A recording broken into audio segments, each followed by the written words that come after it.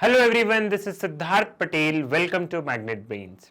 इस वीडियो में हम constitutional framework and related laws in India के बारे में पढ़ेंगे, जिसमें कि हम सबसे पहले प्रीएम्बल के बारे में पढ़ेंगे।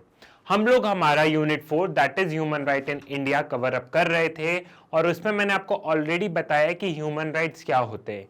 ह्यूमन राइट्स वो राइट्स होते हैं जो कि by virtue of being human जो राइट्स हमें मिलते हैं उन्हें हम ह्यूमन राइट्स कहते हैं।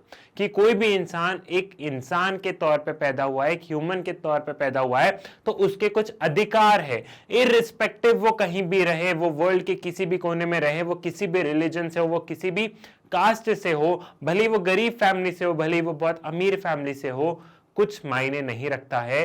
कुछ ऐसे अधिकार जो कि इंसान के तौर पर अगर किसी का जन्म हुआ है तो उसके पास में रहते हैं, उन्हें हम बोलते हैं ह्यूमन राइट्स। ये चीज आपको मैंने ऑलरेडी अच्छे से समझा दी गई थी। उसके बाद में हमने बात की थी हिस्टोरिकल कॉन्टेक्स्ट। हिस्टोरिकल कॉन्टेक्स्ट में मैंने आपको बताया था कि ये जो शब्द है ह्यूमन राइट्स, ये शब्द आया आखिर कहां से है, इसका कुछ ना कुछ हिस्टोरिकल कॉन्टेक्स्ट तो होगा। तो उसमें हमने बात की थी कि मैग्ना कार्टा से स्टार्टिंग हुई थी, फिर बिल ऑफ राइट्स की बात की थी, फिर हमने American Declaration of Independence, then उसके बाद में हमने फ्रेंच डिक्लेरेशन या फ्रेंच रिवॉल्यूशन के बाद में ये जो सारी चीजें आई थी लिबर्टी वगैरह, उसके बारे में हमने बात की।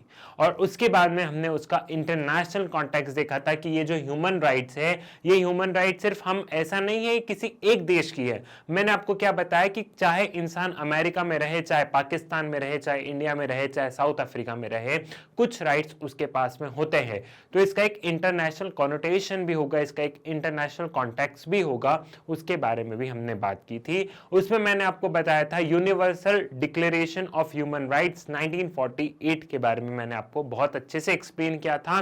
साथ ही साथ हमने ये देखा था कि कौन कौन सी ट्रीटीज हैं, कौन कौन से बाद में कन्वेंशन ट्रीटीज साइन हुई गई। ठीक है, उसमें हमने 5 ट्रीटीज के बारे में बात की थी। ये वाली चीज आपको क्लियर है। इंटरनेशनल कॉन्टेक्स्ट में हमने ये चीज भी देखी थी कि आप बार बार न्यूज़पेपर में देखते हो कि जो यूनाइटेड नेशंस है वो बोल रहा है कि ये देश में ह्यूमन राइट्स का वायलेशन हो रहा है। ठीक है, ये बार बार हम इस पे सैंक्शंस लगाएंगे, हम ये करेंगे, ये आप बार बार सुनते आ रहे हैं। और फिर मैंने जो मोस्ट इंपॉर्टेंट था, एक डिबेट जो मैंने आपको बताया था, जो कि आज के टाइम में भी है, do criminals have human rights? क्या क्रिमिनल्स के पास कोई अधिकार है? क्या जेल में वो रह रहे हैं तो क्या उन्हें कुछ अधिकार देना चाहिए? इसके बारे में एक जो डिबेट है उसको मैंने आपको शॉर्ट एंड क्रिस्प में बताया था कि ये डिबेट्स आज के टाइम में भी बहुत ज्यादा चल रही है। और आप अब लॉ स्कूल्स में जाएंगे, आप लॉ कॉलेजेस में जाएंगे तो आप इन्हीं डिबेट्स को बहुत डिटेल में समझेंगे। इवन कुछ डिबेट्स एंड कॉम्पिटिशन्स भी वहां पे होते हैं, तो इन्हीं डिबेट से रिलेटेड कुछ ना कुछ वहां पे होगा। क्लियर है? तो स्टार्ट करते हैं। और एक चीज और स्टार्ट करने से पहले मैंने आपको बताया था कि इस पूरे चैप्टर में हम क्या देखेंगे। इस पूरे चैप्टर में हम देखेंगे हमारा इंडियन कॉन्स्टिट्यूशन और एक तरीके से कंप्लेंट मैकेनिज्म। इंडियन कॉन्स्टिट्यूशन में मैंने आपको बताया था कि प्रीएम्बल हो चाहे फंडामेंटल राइट्स हो, कुछ भी हो, सब में कहीं ना कहीं ह्यूमन राइट्स से रिलेटेड कोई ना कोई चीजें आ ही रही है। Universal declaration of human rights 1948 में जितनी भी राइट्स लिखी हैं वो कहीं ना कहीं हमारे कॉन्स्टिट्यूशन से ओवरलैप कर रही है। तो इस चैप्टर का बेसिकली पर्पस ये है कि हम हमारे संविधान को बहुत अच्छे से पढ़ें और हमारे संविधान में जो आर्टिकल्स लिखे गए हैं, हमारे संविधान में जो प्रोविजंस लिखे गए हैं, उन प्रोविजंस में देखें कि वो प्रोविजन कैसे ह्यूमन राइट्स से ओवरलैप कर रहे हैं और उन प्रोविजंस में कैसे ह्यूमन राइट्स हैं। क्लियर हुई ये वाली चीज? उसके बाद में हमने बात की थी कि इसके बाद में हम देखेंगे कंप्लेंट मैकेनिज्म, कि अगर ह्यूमन राइट्स का वायलेशन इंडिया में हो रहा है तो हम कहां पे जाएंगे, हम कहां पे कंप्लेन करेंगे, ये वाला पार्ट हम देखेंगे। तो ऐसा करके जो आपका यूनिट है ये 2 पार्ट में डिवाइडेड है। पहला पार्ट होगा कॉन्स्टिट्यूशन एंड स्टैट्यूट्स लॉ, मतलब जो लॉज पार्लियामेंट ने पास किए हैं जो कि ह्यूमन राइट्स से रिलेटेड है, जहां पे ह्यूमन राइट्स का ओवरलैप है, वो वाला पार्ट।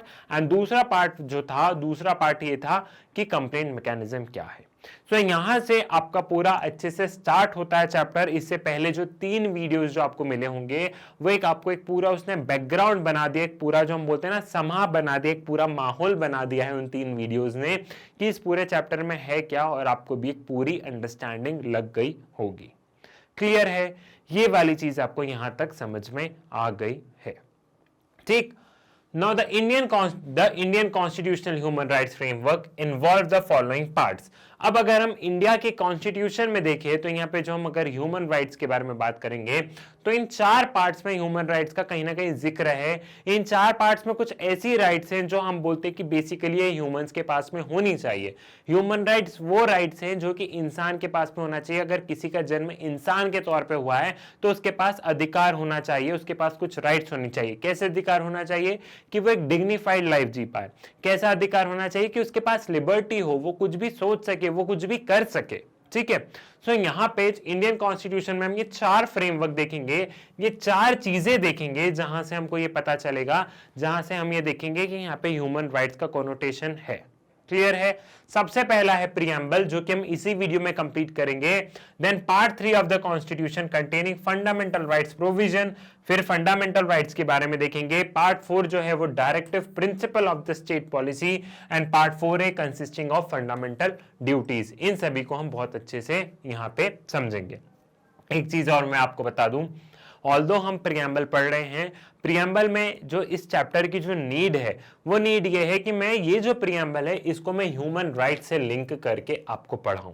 लेकिन अगर आप प्रियम्बल पढ़ ही रहे हो तो चलो इसको ह्यूमन राइट से लिंक कर लिया, लेकिन इसके बावजूद प्रियम्बल से आपके कॉम्पिटिटिव्स में, प्रियम्बल में अगर हमारे क्लैट वगैरह में हम दूसरे लॉ एंट्रेंसेस में देखें तो कहां से क्या क्वेश्चंस आ रहे हैं, वो क्वेश्चंस भी आप साथ बाय साथ में, मतलब साथ साथ में उसको प्रिपेयर करते चलिएगा। क्योंकि एक बार आप प्रियम्बल सिर्फ ह्यूमन राइट के पर्सपेक्टिव से पढ़ेंगे, फिर एक बार प्रियम्बल आप अपने कॉम्पिटिटिव के पर्सपेक्टिव से पढ़ेंगे, इतना समय किसी के पास नहीं है। हम प्रियम्बल पढ़ रहे हैं तो प्रियम्बल को हम लोग हॉलिस्टिकली पढ़ेंगे कि यहां से अगर कोई लॉ एंट्रेंसेस में भी क्वेश्चन आ जाए तो हमें प्रियम्बल से उसका जवाब बने। ठीक है, और साथ ही साथ हम यहां पे देखेंगे कि ह्यूमन राइट से हम इसे कैसे लिंक कर सकते हैं। तो जो मेरी जो अप्रोच होगी, क्योंकि यहां पे हम कॉन्स्टिट्यूशन में फंडामेंटल राइट्स वगैरह पढ़ेंगे, डीपीएसपीस पढ़ेंगे, तो यहां पे जो मेरी अप्रोच होगी वो ये होगी कि एक तो हम ह्यूमन राइट से लिंक करें, जो कि हमारे चैप्टर की नीड है, हम उससे लिंक करें। और दूसरा मेरा काम यहां पे होगा कि कॉम्पिटिटिव में चाहे प्रियम्बल से कोई भी सवाल पूछ लिया जाए, चाहे फंडामेंटल राइट से कोई भी सवाल पूछ लिया जाए, चाहे डायरेक्टिव प्रिंसिपल से या फंडामेंटल ड्यूटीज से कोई भी सवाल पूछ लिया जाए, वो सवाल आपको बनना चाहिए। तो ह्यूमन राइट साथ बाय साथ हम लोग क्या करेंगे, कॉम्पिटिटिव का भी प्रिपरेशन लेंगे। तो थोड़ा सा डिटेल एक्सप्लेनेशन यहां पे होगा, लेकिन ट्रस्ट में अगर आप यहां पे 10 मिनट ज्यादा दे देंगे तो आपका 1 घंटा बचेगा। क्योंकि अगर अभी आप ये वही प्रियम्बल को ह्यूमन राइट से रिलेट करोगे, आधा घंटा उसमें लगेगा, फिर 1 घंटे आप कॉम्पिटिटिव के पर्सपेक्टिव से अलग से प्रियम्बल पढ़ोगे, इतना समय नहीं। इससे बेटर तो ये है कि 40 मिनट, मतलब 30 मिनट में हम खत्म करने वाले हैं। उसमें हर वीडियो में 10-10 मिनट और ऐड करें, या हर टाइम में जो भी आपका है उसमें आप 10-10 मिनट और ऐड करो, तो आपका साथ बाय साथ में, ठीक है, क्या होगा, आपका कॉम्पिटिटिव की भी प्रिपरेशन होती जाएगी। क्लियर है?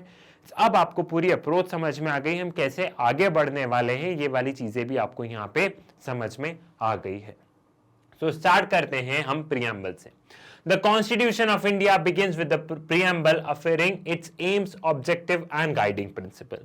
प्रियम्बल क्या होता है? प्रियम्बल से हम लोग बात करते हैं, अगर आपने क्लास 11th में भी मैंने आपको बताया था, अगर आपने क्लास 11th के वीडियोस देखे होंगे, आपने क्लास 11th में लीगल स्टडीज बहुत अच्छे से पढ़ा होगा, तो प्रियम्बल एक तरीके से प्रीफेस होता है। प्रीफेस होता है हमारे कॉन्स्टिट्यूशन का। ठीक है, चाहे आप यूएसए कॉन्स्टिट्यूशन देखो, वहां पे भी प्रियम्बल है।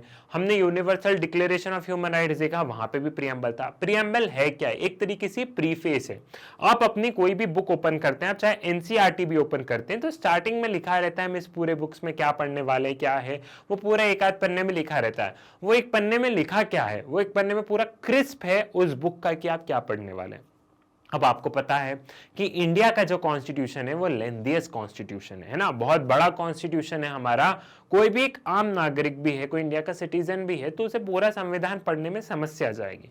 लेकिन मैं भारत का नागरिक हूं, मेरी क्यूरियोसिटी भी है कि मेरा देश का संविधान क्या कहता है। एक इंसान तो ये होता है क्या करना, भाड़ में जाए, मेरे को क्या करना, अपना जीवन जियो, है ना।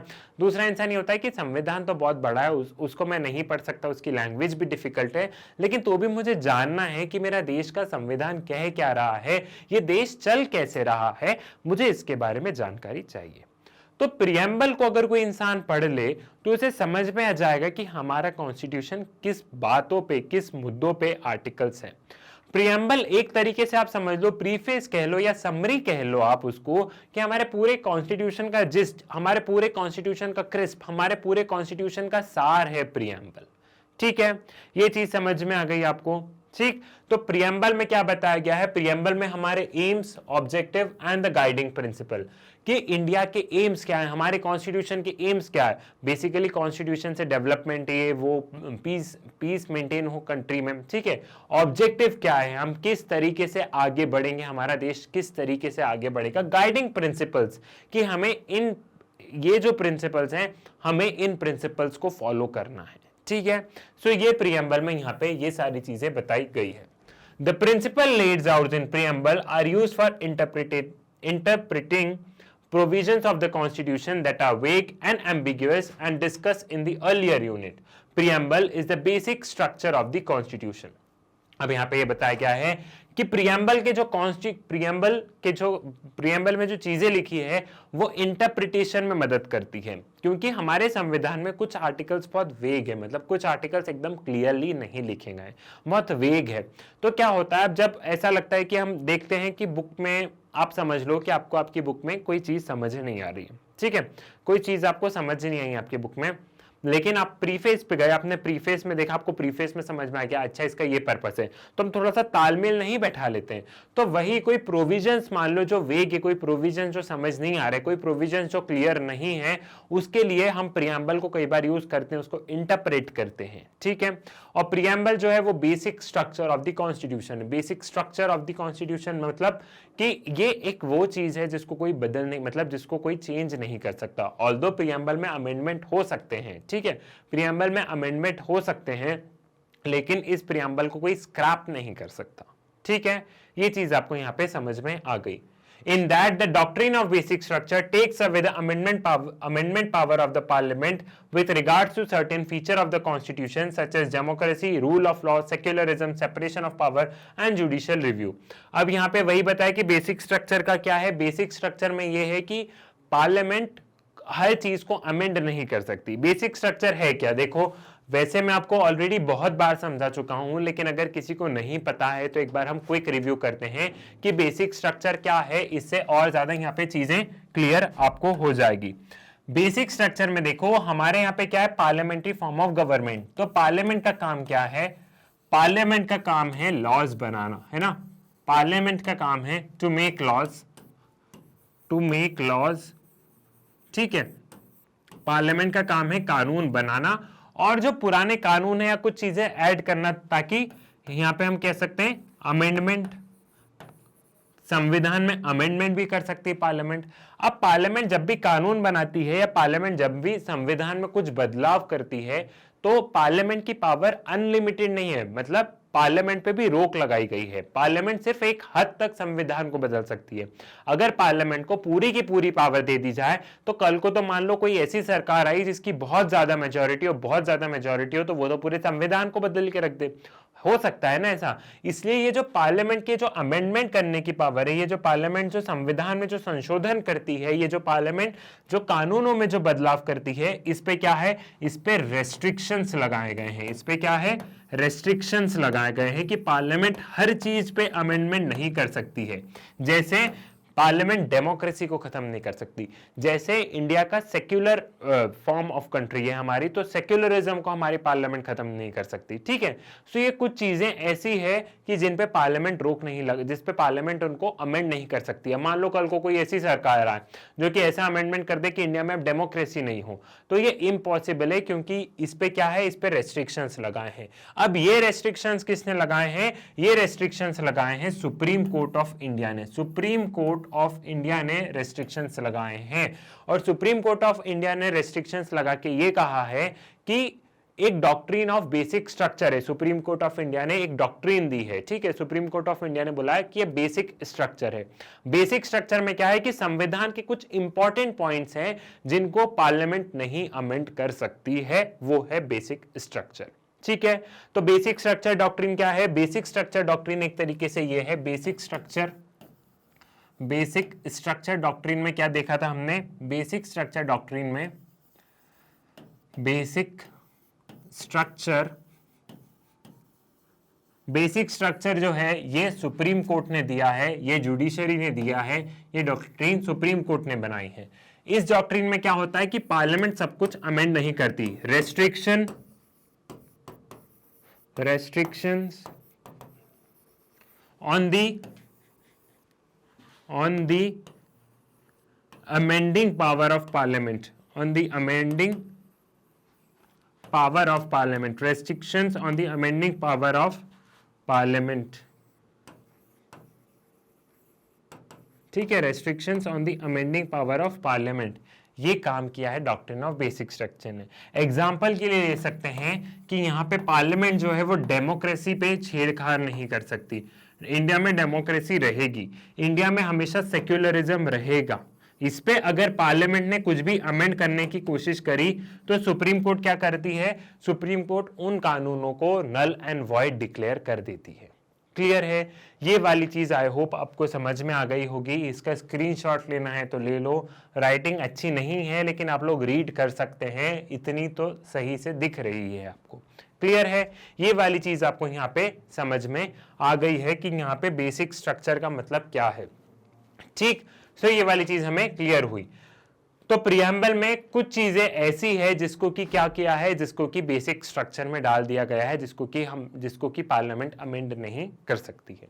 अब हम इंडिया का पार्लियामेंट रीड करते हैं, इंडिया का प्रियम्बल अब हम लोग रीड करते हैं कि ये जो हमारा जो प्रियम्बल है, हमारे संविधान का ये जो प्रियम्बल है, ये कहता क्या है। ठीक, the preamble states as follow, we the people of India, we the people of India, having solemnly resolved to constitute India into a sovereign, socialist, secular, democratic republic and to secure all its citizens, फिर नीचे goals दिए हैं। तो पहले इतना part पढ़ते हैं कि हम लोग ये प्रण ले रहे हैं, we the people of India, हम लोगों ने ये प्रण लिया है कि जो इंडिया है वो एक सोवरेन नेशन रहेगा। मतलब इंडिया अपने खुद के डिसीजन खुद ले सकता है, इंडिया के ऊपर किसी का प्रेशर नहीं है। इंडिया के डिसीजन कोई हम देखें तो यूएसए या रशिया या चाइना आके नहीं ले रहा है, इंडिया अपने डिसीजन खुद ले सकता है। हम आजाद हैं, हमारे डिसीजन कहीं से कोई तरीके से बाध्य नहीं है।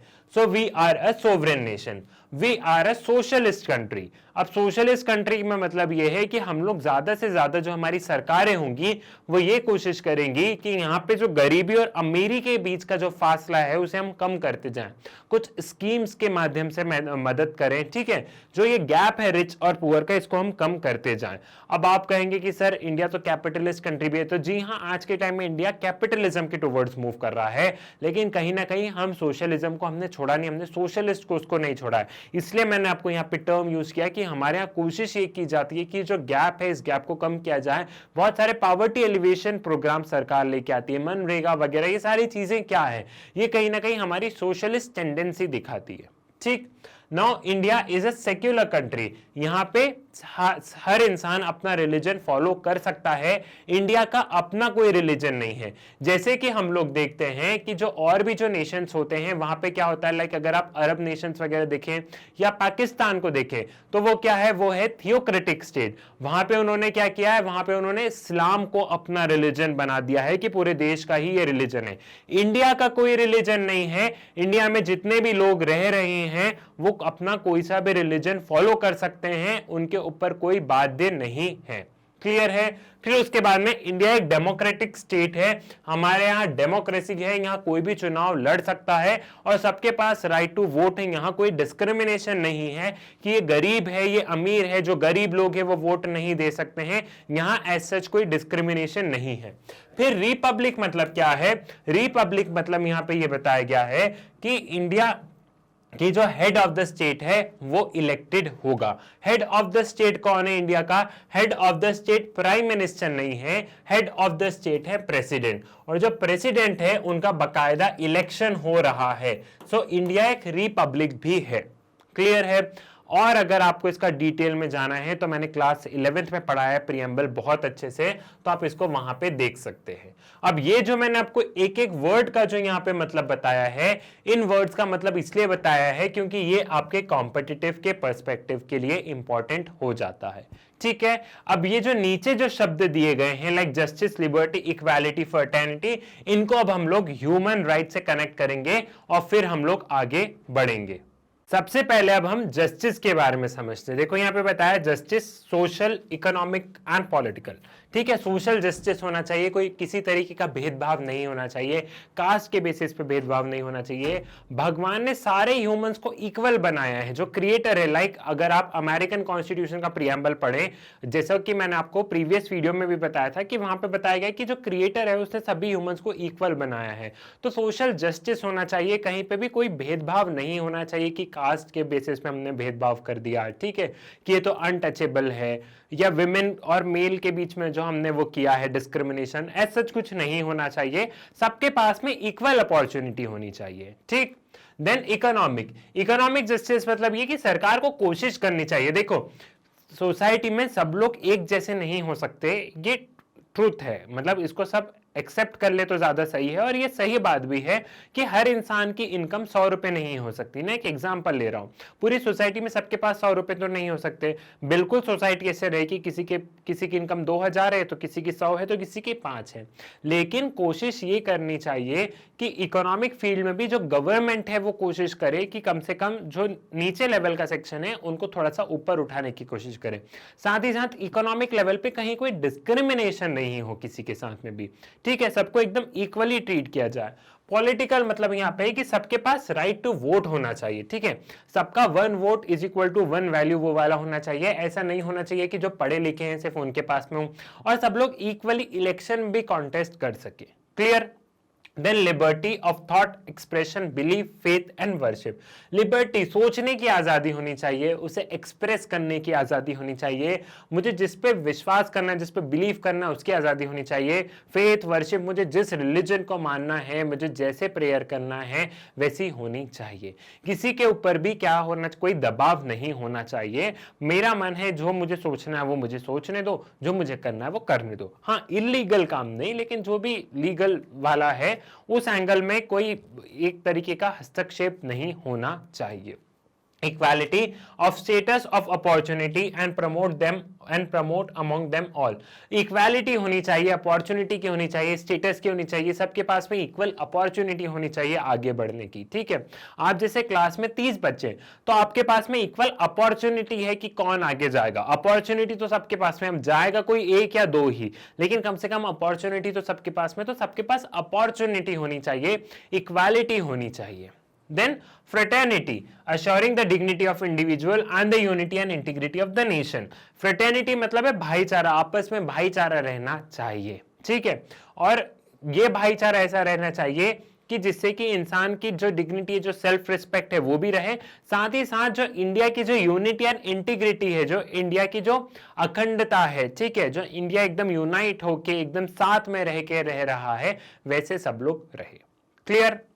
In our Constituent Assembly, this 26th day of November 1949, do hereby adopt, enact and give to ourselves this Constitution. यहाँ पे ये बताया गया है कि फिर वही कि हमने ये Constitution adopt, enact जो किया है उसका बताया गया है। क्लियर है? तो इस प्रियम्बल में आपको ये क्लियर हुआ, प्रियम्बल में ये जो राइट्स है कि हर इंसान के पास में जस्टिस की राइट्स है, ह्यूमन राइट, हर इंसान के पास में इक्वल रहे वो, लिबर्टी, हर इंसान कुछ भी सोचे वो कर सके, इक्वालिटी रहे, आपस में भाईचारा रहे, इसको हम लोग सीधा यहाँ पे ह्यूमन राइट से कनेक्ट कर सकते हैं। अब देखो यहाँ पे कॉम्पिटिटिव में कैसे क्वेश्चन पूछा जाएगा वो भी मैं आपको लगे हाथ बता दूं कि यहाँ पे कॉम्पिटिटिव्स में कैसे क्वेश्चन आएंगे वो भी हम यहाँ पे समझ लेते हैं। जैसे कई बार वो बोल देते हैं कि लिबर्टी के बाद में thought, expression, belief, faith and worship, ये 5 शब्द में से वो बता देंगे, मतलब यहाँ पे कुछ एक आध शब्द और ऐड कर देंगे और बोलेंगे कि बताओ लिबर्टी ऑफ, उसके बाद में क्या है, सिर्फ डैश छोड़ देंगे, उसके बाद में कौन से 5 अक्षर है। तो हमें पता होना चाहिए कि इन चीजों की लिबर्टी की बात की गई है। जस्टिस में कि कौन से justice, social, economic, political, civil नहीं है, मतलब यहाँ पे कई बार ऐसा ऑप्शन में दे दिया जाएगा justice of what, social, economic, political, social, civil, political, ऐसे करके ऑप्शन दे दिए जाएंगे, ठीक है। तो यहाँ पे जो आपको ध्यान रखना है वो ये शब्दों को ध्यान रखना है कि ये कैसे अरेंज है। साथ ही साथ यहाँ पे भी आपको ध्यान रखना है कि जैसे सबसे पहले सोवरेन है, सोवरेन के बाद सोशलिस्ट है, सेक्युलर, डेमोक्रेटिक, रिपब्लिक। कई बार ये पूछ लिया जाता है कि रिपब्लिक के पहले वाला शब्द कौन सा है, तो इन चीजों को आपको ध्यान रखना चाहिए, ठीक है। ये वाली चीज आपको समझ में आ गई कि अगर एमसीक्यू बेस पे चीजें हुई, कभी कॉम्पिटिटिव बेसिस पे चीज हुई, तो यहां से क्वेश्चंस कैसे पूछे जाएंगे, ये वाली चीज आपको यहां पे समझ में आ गई है। Clear? The preamble proclaims the rights and freedom provision of which are contained in Constitution in various parts and clauses to secure all its citizens through right and freedom। अब यहाँ पे ये बताया गया कि ये जो प्रियम्बल है, इस प्रियम्बल में जो चीजें हैं वो हमारे संविधान में अलग अलग प्रोविजंस में दी गई है। जैसे आपने पढ़ा होगा राइट टू इक्वालिटी, हमारे संविधान का आर्टिकल नंबर 14 है, राइट टू इक्वालिटी, वो हमने देखो प्रियम्बल में यहां से दिया गया है, ठीक है। फिर वहां पे हम देखते हैं कि सबको freedom of speech and expression होना चाहिए, आर्टिकल 19, वो प्रियम्बल में मेंशन है, ठीक है। प्रियम्बल में ये मेंशन है कि हमारी कंट्री डेमोक्रेटिक होगी, प्रियम्बल में ये मेंशन है कि हमारा हेड ऑफ द स्टेट जो कि प्रेसिडेंट है वो इलेक्टेड होंगे, तो प्रेसिडेंट के इलेक्शन का आर्टिकल हम लोग यहां से लिंक कर सकते हैं। तो एक तरीके से ये प्रियम्बल को अगर आप देखो तो ये प्रियम्बल क्या है, ये प्रियम्बल एक तरीके से जिस्ट है, ये प्रियम्बल एक तरीके का सार है, ये प्रियम्बल में सब कुछ बता दिया गया है कि हमारे संविधान में क्या है, ठीक है। So preamble is a kind of summary, आप इसे समझ लीजिए कि जिसको हमारा पूरा कॉन्स्टिट्यूशन जो नहीं पढ़ सकता वो अगर एक बार प्रियम्बल पढ़ेगा तो उसको समझ में आ जाएगा कि हमारी कंट्री कैसी है, हमारा देश कैसे आगे बढ़ना चाह रहा है। क्लियर है? आई होप ये वाली चीज आपको यहाँ पे समझ में आ गई होगी। सो मैग्नेट ब्रेन्स के लेक्चर्स आप लोग YouTube से तो एक्सेस कर ही सकते हैं, बट बहुत बार ये होता है कि आपको YouTube पे वीडियो नहीं मिल पाते हैं, तो उसका सोल्यूशन भी मैग्नेट ब्रेन्स लेके आया है।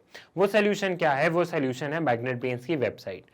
मैग्नेट ब्रेन्स की वेबसाइट तक पहुंचने के लिए सिंपली आप लोग गूगल पे जाइए, गूगल पे आप magnetbrains.com लिखिए और सर्च पर क्लिक कीजिए।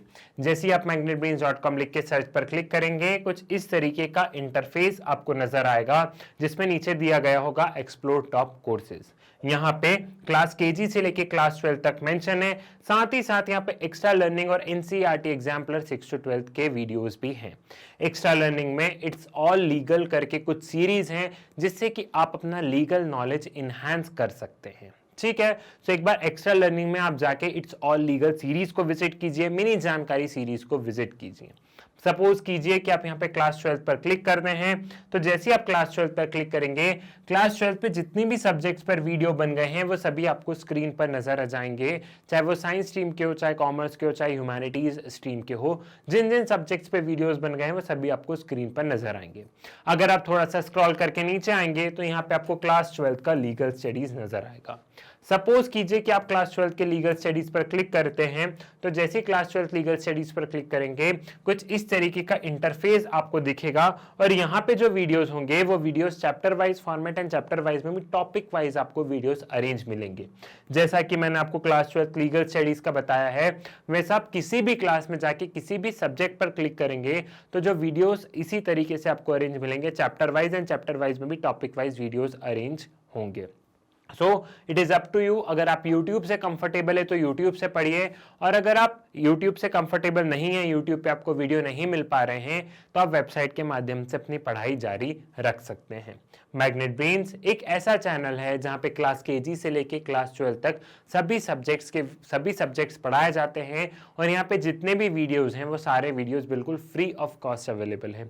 सो इस अपॉर्चुनिटीज का फायदा उठाइए, अच्छे से पढ़िए, खूब पढ़ाई कीजिए, खूब मेहनत कीजिए, और ज़्यादा से ज़्यादा आप इन वीडियोस को शेयर कीजिए। मैग्नेट ब्रेन्स के बारे में बताइए अपने स्कूल में, कॉलेजेस में, ट्यूशंस में भाई बहनों को। साथ ही साथ वीडियो को लाइक कीजिए, चैनल को सब्सक्राइब कीजिए। मुलाकात होगी आपसे नेक्स्ट वीडियो में एक नए टॉपिक के साथ। तब तक के लिए धन्यवाद।